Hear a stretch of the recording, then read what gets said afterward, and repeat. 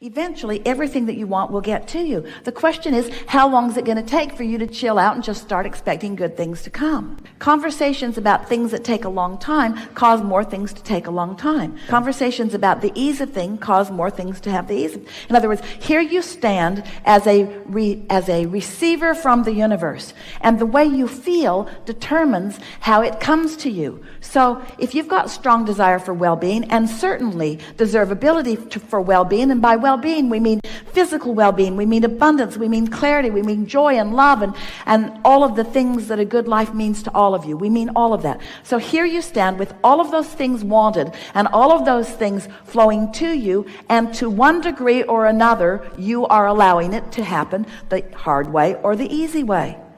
Every word you speak, every conversation that you have with someone else, every emotion that you feel is your indicator of whether you're making it harder for yourself or easier for yourself.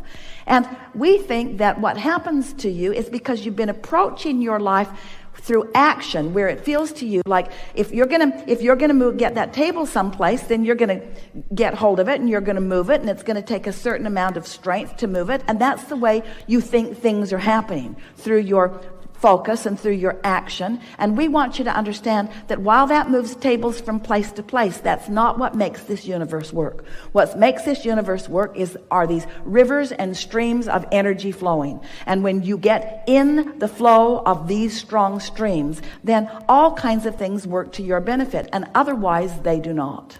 So if we were standing in your physical shoes, we would go to bed at night acknowledging that tomorrow's a new day, and the next day we would get up and we would be determined to hold ourselves in as good a feeling place as we could. And when we would find ourselves on a run of appreciation, we would follow it all the way out. In other words, our singular intention would be to find a way of approaching any subject in the world in a way that feels good while we are doing it. Jerry used to asked us this question so many times because he was helping people financially.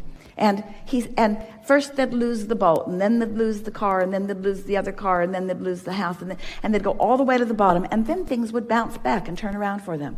He saw it over and over and over again, and he said, why do they have to go all the way to the bottom before things turn around? Why couldn't they just lose the boat and it would turn around? Why couldn't they just lose the boat in the first car and it would turn around? Why do they have to go all the way to the bottom before it turns around? And we said, because it isn't until it goes all the way down that most people give up the battle, that they just finally say, all right, I give up, I let go. It's a letting go. It's a letting go of the belief that you're making it happen through your actions, and it's an accepting that you are deserving of it. We think it's because of the comparison that you make with each other, and you're wanting to prove your own worthiness by discounting theirs. And every time you discount somebody else's worthiness, you diminish your own. You've got to be a well-wisher for them too, you see. When you're in this competitive spirit where you're trying to outdo somebody else, in your pushing against them, you're actually pushing against you. So there's this just sort of letting go of all of it. What it really is an acceptance. You are good. Good is coming to you. You deserve the good that is coming. Give up the battle. Give up the struggle. Give up the competitiveness. Give it all up and accept the goodness that is in your vortex. Let it flow into your experience by loving that tree, by loving that toad, by loving that lizard, by finding something simple that doesn't get you all wadded up. It's like rewiring yourself. So in other words, whatever I want, whatever my intention is, I should just put it out there and not get hung up on details or... Well, you see, it's easier than that. Yeah. You don't have to put your intentions out there. They just go out there. Okay. There's no putting them out there. They're out there.